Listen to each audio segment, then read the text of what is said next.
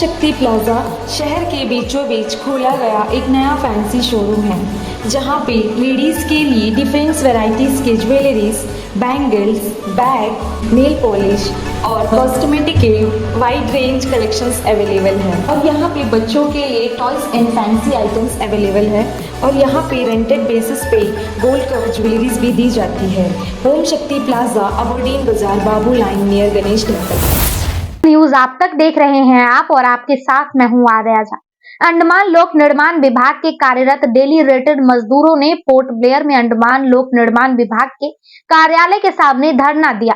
मजदूरों के समक्ष पदाधिकारी द्वारा उनकी नौकरियों को नियमित न करने के खिलाफ अपना विरोध दर्ज कराया। अंडमान लोक निर्माण कर्मचारी संघ के बैनर तले प्रदर्शनकारियों ने बिना किसी देरी से अपनी नौकरियों को शीघ्र नियमित करने की मांग करते हुए नारे लगाए। आपको बता दें कि डीआरएम ने कहा कि वे एपीडब्ल्यूडी में 2003 से काम कर रहे हैं और वे प्रशासन द्वारा वर्ष 2017 में न्यूनतम वेतन के 1/3 हिस्से के हकदार थे। उन्होंने दावा किया कि प्रशासन ने तब इन डीआरएम को आश्वासन दिया था कि उन्हें शीघ्र ही नियमित किया जाएगा, लेकिन 5 से 6 साल बीत गए, लेकिन फिर भी उन्हें नियमित नहीं किया गया है और यह गंभीर चिंता का विषय है। उन्होंने यह भी कहा है कि डीआरएम को मिलने वाले अल्प वेतन में उनके लिए अपने परिवार का भरण पोषण करना बहुत मुश्किल हो गया है, खासकर तब जब हर चीज की कीमत काफी बढ़ गई है। उन्होंने आरोप लगाया है कि ये डीआरएम 2017 के बाद से अनगिनत बार प्रशासन से उनकी नौकरी को नियमितीकरण संबंध में विचार करने का आग्रह कर रहे हैं, लेकिन प्रशासन ने नियमितीकरण के उनके अनुरोध पर कोई ध्यान नहीं दिया है। दूसरी ओर ऐसे कई डीआरएम हैं जो धीरे धीरे वरिष्ठ नागरिकों की उम्र प्राप्त कर रहे हैं। महिला डीआरएम ने कहा कि वे न्यूनतम वेतन में 1/3 वेतन की हकदार है, लेकिन अगर वे एक दिन भी ड्यूटी पर नहीं जाती है तो उन्हें छुट्टी नहीं मिलती है, बल्कि उनके वेतन से वेतन के भुगतान में कटौती की जाती है। आपको बता दें कि डीआरएम ने प्रशासन से जल्द उनकी नौकरियों को नियमित करने के लिए आवश्यक प्रक्रिया शुरू करने की मांग की है। इसके साथ ही नियमित नहीं किए जाने पर उन्होंने और भी बड़े पैमाने पर धरना प्रदर्शन की चेतावनी दी है। अभी के लिए मुझे दीजिए इजाजत, बाकी तमाम खबरों के लिए देखते रहिए न्यूज आप तक। नहीं है तो फिर हम लोग अननेसेसरी करना गलत हो गया ना, क्योंकि एक ऑफिसर बुला के समझाया, उसको रिस्पेक्ट करते हुए हम लोग आज क्लोज करते हैं। फिर 27 तारीख को सभी लोग सुन लीजिए, 27 तारीख को एससी साहब सी साहब का बस लेके जाएगा, टेबल टू टेबल बात होएगा। बात होने के बाद क्या नतीजा आएगा उसके ऊपर में हम लोग सभी को बता के उसको आगे का काम करेंगे। एग्री है? ठीक है ना सर भाई? एक आवाज में बोलिए।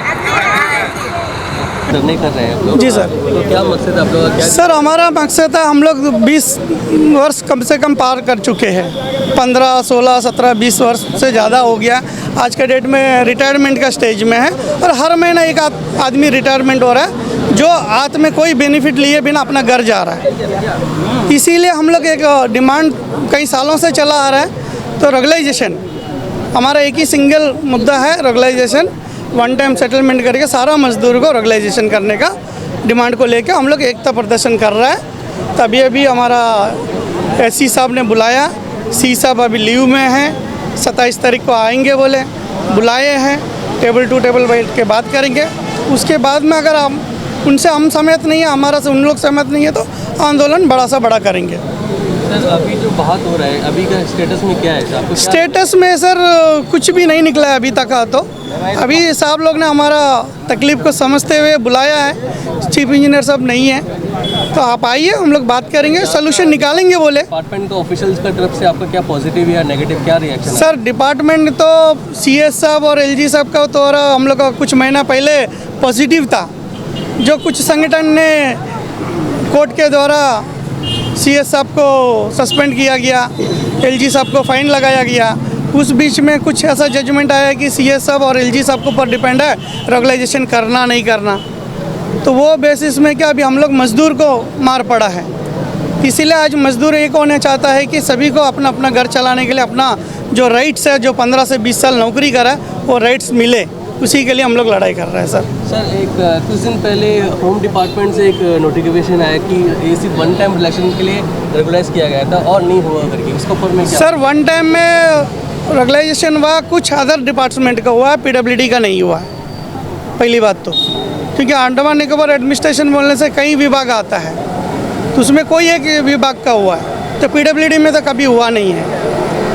अगर हुआ होता तो हम भी होते उसमें, हमारा 18 साल सर्विस हो रहा है कि नहीं। इसीलिए हम लोग चाहता है कि वन टाइम सेटलमेंट जो भी हो तो एक बार हो और हम लोग का सभी को रेगुलाइजेशन हो। वही लक्ष्मण जी, प्रेसिडेंट हूँ APWD कर्मचारी का।